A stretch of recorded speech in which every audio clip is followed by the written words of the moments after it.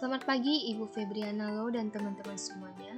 Kami dari kelompok 16 pada hari ini akan mempresentasikan hasil desain skripsi kelompok kami. Saya Revantida Jessica beserta rekan saya Noviandi. Desain skripsi kelompok kami berjudul Pengaruh Return on Asset, Return on Equity, Net Profit Margin, dan Earning Before Interest and Tax terhadap harga saham perusahaan manufaktur yang terdaftar di Bursa Efek Indonesia. Pada slide berikutnya, terlebih dahulu saya akan menjelaskan latar belakang. Harga saham merupakan sebuah gambaran untuk melihat keberhasilan suatu perusahaan, ditunjukkan dengan adanya transaksi jual beli saham dalam pasar modal. Calon investor membeli saham berdasarkan penilaian terhadap perusahaan dalam menghasilkan keuntungan.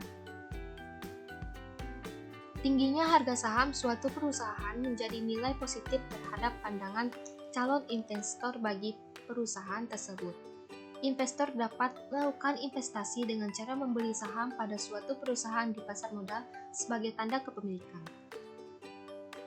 Tujuan utama investor berinvestasi di pasar modal adalah untuk mendapatkan keuntungan. Investasi yang diharapkan investor adalah investasi yang memberikan tingkat pengembalian yang tinggi.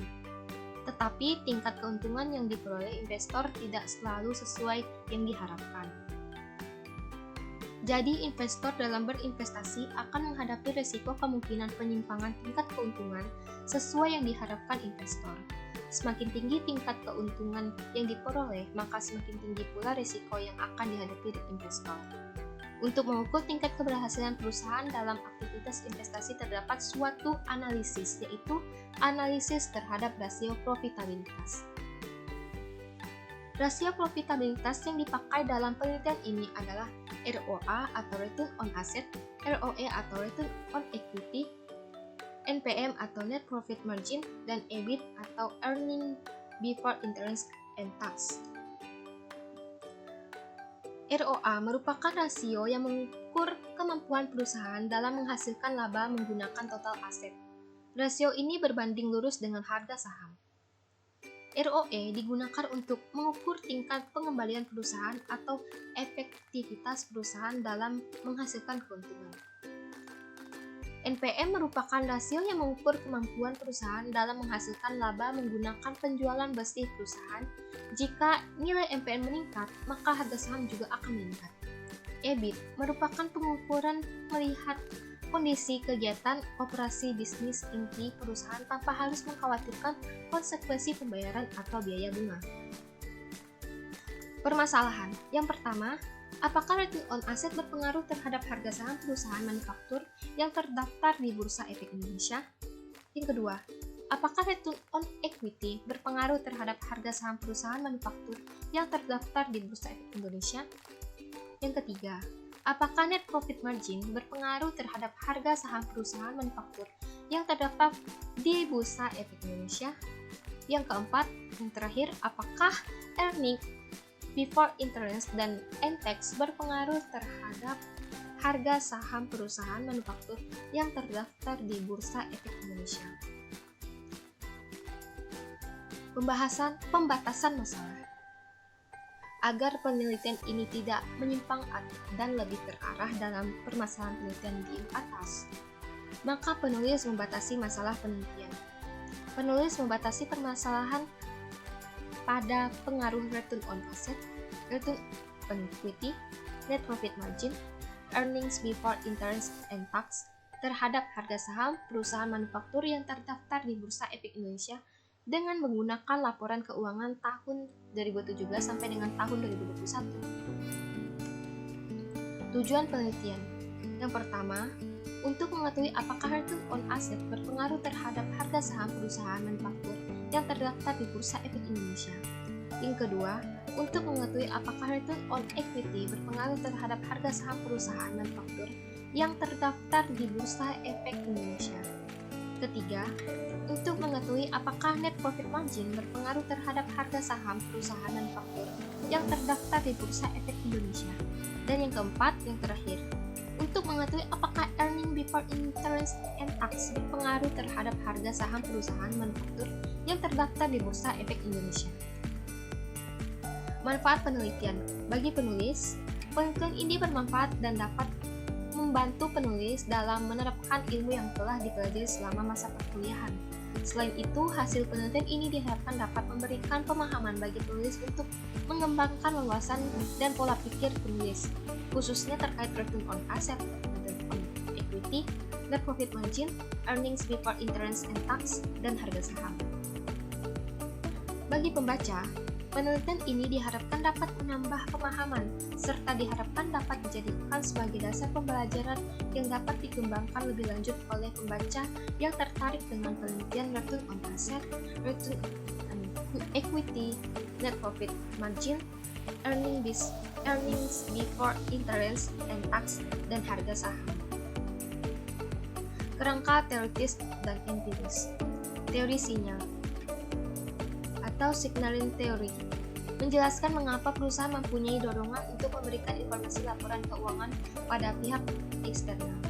Dorongan perusahaan untuk memberikan informasi karena terdapat asimetri informasi antara perusahaan dan pihak luar karena perusahaan mengetahui lebih banyak mengenai perusahaan dan prospek yang akan datang daripada pihak luar. Harga saham.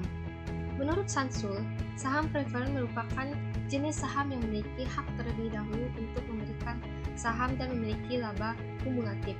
Hak kumulatif merupakan hak laba yang tidak didapat pada satu tahun yang mengalami kerugian, tetapi akan dibayar pada tahun yang mengalami keuntungan, sehingga saham preferen akan menerima laba sebanyak 2 kali. Sedangkan menurut beliau, saham biasa merupakan jenis saham yang akan menerima laba setelah saham preferen dibayarkan. Sehingga jika perusahaan mengalami kebangkrutan, pemegang saham biasanya yang akan menderita. Return on asset. Menurut Hanafi dan Halim, menyatakan ROA merupakan analisis yang mengukur kemampuan perusahaan dalam menghasilkan laba dengan menggunakan total aset yang dipunyai perusahaan setelah disesuaikan dengan biaya-biaya untuk mendanai aset tersebut. Return on equity. Menurut Hanafi dan Halim, menyatakan bahwa ROE merupakan analisis rasio yang menggambarkan laba yang bisa dialokasikan ke pemegang saham untuk periode tertentu, setelah semua hak-hak kreditur dan saham preferen telah dilunasi. Net profit margin. Menurut Samsung, NPM adalah perbandingan antara laba bersih dan penjualan. Dan menurut Sudana, menyatakan bahwa NPM merupakan rasio yang mengukur kemampuan perusahaan untuk menghasilkan laba bersih dari penjualan yang akan dilakukan perusahaan. Dan earnings before interest and tax, yang biasa kita sebut EBIT, pendapatan sebelum bunga dan pajak ini adalah pengukuran profitabilitas yang menghitung laba bersih, laba operasi perusahaan dengan mengurangi biaya penjualan barang dan biaya operasi dari total pendapatan. Slide berikutnya akan disampaikan oleh rekan saya. Oke, sekarang saya akan melanjutkan pembahasan dari Revantidara. Kerangka teoritis dan empiris. ROA, ROE, dan NPM serta EBIT berpengaruh positif terhadap harga saham. Metode penelitian. Jenis penelitian kausalitas atau bisa disebut sebagai penelitian sebab akibat. Menurut Sanusi tahun 2011 petik 14, penelitian kausalitas merupakan desain penelitian yang disusun untuk meneliti kemungkinan adanya hubungan sebab akibat antara variabel. Wabisono tahun 2000 petik 18 menyatakan tujuan dari riset kausalitas adalah untuk mengidentifikasi hubungan sebab akibat antara berbagai variabel. Definisi operasional variabel. Untuk mencari ROA atau return of asset, yaitu EAT bagi total aset. Lalu untuk mencari ROE atau return of equity, EAT bagi total modal. Metode pengumpulan data yang digunakan adalah dokumentasi berupa pengambilan data dengan cara pengumpulan data sekunder berupa laporan keuangan, perusahaan transportasi yang diperoleh dari publikasi situs website yang diakses melalui www.idx.com. Populasi dan sampel. Populasi adalah wilayah generalisasi yang terdiri atas objek atau subjek yang memiliki kualitas karakteristik tertentu yang ditetapkan oleh penelitian untuk dipelajari dan diteliti. Kemudian ditarik kesimpulan. Populasi dari penelitian ini adalah 5 perusahaan manufaktur subsektor makanan dan minuman yang tercatat dalam Bursa Efek Indonesia. Sampel adalah bagian atau wakil dari populasi. Purposive sampling adalah teknik untuk menentukan sampel penelitian dengan beberapa pertimbangan tertentu yang bertujuan agar data yang diperoleh nantinya bisa lebih representatif. Dalam penentuan sampel, dengan menggunakan teknik purposive representatif, adanya kriteria yaitu sebagai berikut. 5 perusahaan sektor makanan dan minuman yang terdaftar di Bursa Efek Indonesia terdaftar periode 2017 sampai 2021. Kondisi saham aktif diperdagangkan. Teknik analisis data. Penelitian kali ini menggunakan teknik analisis statistik deskriptif. Adapun data yang digunakan yaitu data sekunder yang diolah sedemikian rupa sehingga memberikan data yang sistematis, faktual, dan akurat mengenai permasalahan yang diteliti. Analisis statistik deskriptif.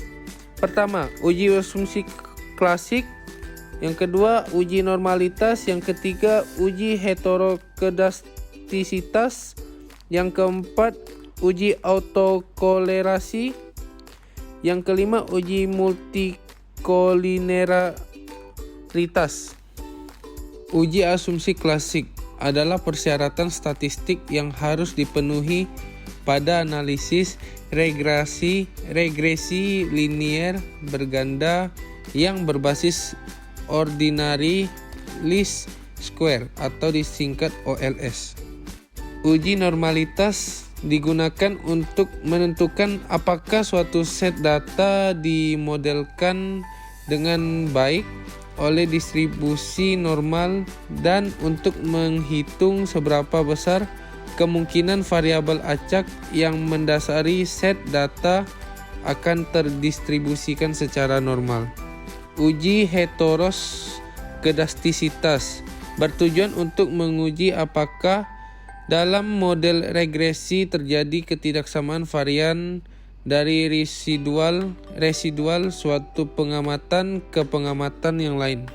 Uji autokorelasi adalah statistik uji yang digunakan untuk mendeteksi adanya autokorelasi pada leg 1 dalam residual dari analisis regresi.